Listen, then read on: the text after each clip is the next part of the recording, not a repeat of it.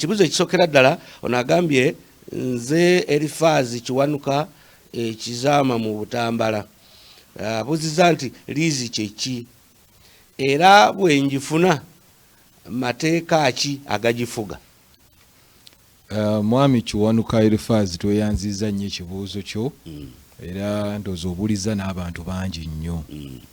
Liizi y'endagaano awe wakulu abasooka y'endagaano ekolebwa ku nsonga z'ettaka wakati wa nannyini ttaka n'oyo gwagiwadde. Emirundi egisinga atera okubeera omuntu ali ku ttaka eryo oba oyo alisaba okulikozesa.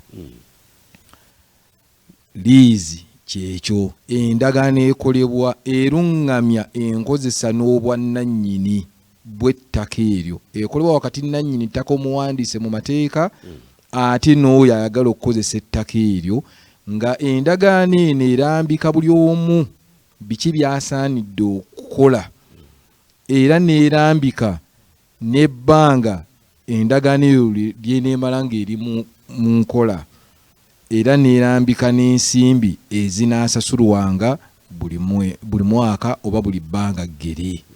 Ekyo kye bayita liizi ku ttaka. Era esobola bw'emala okukolebwa wakati w'abantu esobola n'okuwandiisibwa, bwewandiisibwa olwo ekyapa ekya liizi ne kifuluma. Si buli ndagaano ya liizi nti ibiggwera mu kyapa, basobola n'obutagiwandiisa ne bakola bukozi ndagaano ya babiri ne batagiwandiisa.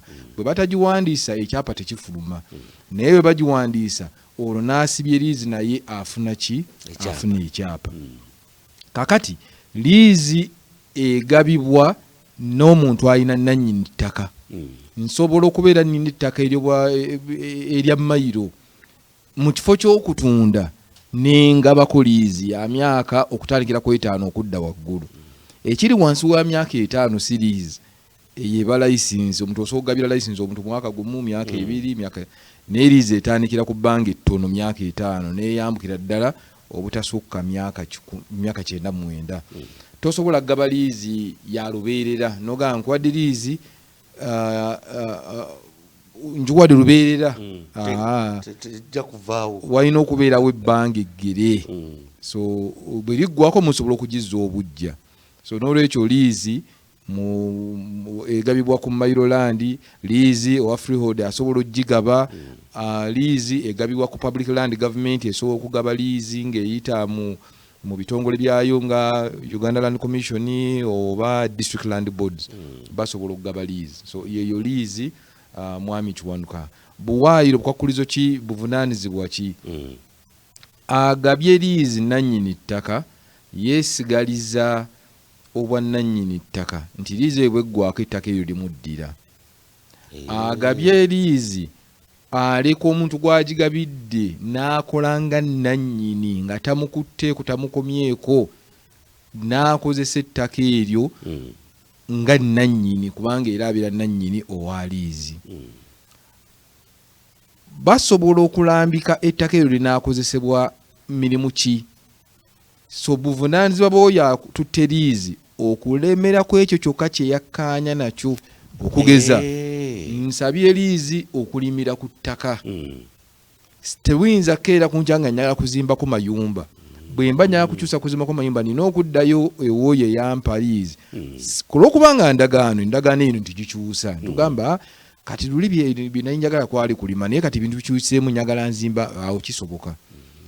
Wasaba liizi kuzimba mayumba ate otandise kuyiikula musenyu, awo oba ovudde ku buvunaanyizibwa bwo. N'olwekyo gwatutte liizi ovunaanyizibwa okusooka okwekuumira ku nsonga eyo yakusabya liizi nga kyewasabira kyokozesa kyokka ekyo. Ekyokubiri, obuvunaanyizibwa obutakola birala, ettaka kutulamu nga tofunye lukusa, kuligabirako omuntu mulala tofunye lukusa, kulisinga mu bbanka nga tofunye lukusa. Kugamba olina ebintu ebimu by'otalina kuvaako okuggyako ng'ogenze wannannyini ttaka n'omugamba nno twakola endagaano naye mbadde njagala ngende neewole, twakola endagaano mbadde njagala nsalemu ntunde, twakola endagaano. Ekyokubiri, atutte liizi asuubirwa okusasula busuulu ow'ebbanga lye baagera. Mu bantu abamu busuulu abawa buli mwaka, mu bantu abalala bayinza okukola endagaano nga wa buli myaka 2 oba myaka 5 oba myaka 10. So obuwaayiro bukyukakyuka bityo okusinziira ku bantu abo endagaano gye baakola, naye nga waliwo ebimanyiddwa byenyinza okuyita standard nti kubeerako okusasula busuulu mu bbanga lye babakkaanyiza, kubeerako okukozesa ettaka nga weekumira ku ekikyuka kye mwasalawo okulikozesa, era n'obutakyuka ku ndagaano eyo bwe buvunaanyizibwa bwabo tuteriizi n'oyo abaagigabye.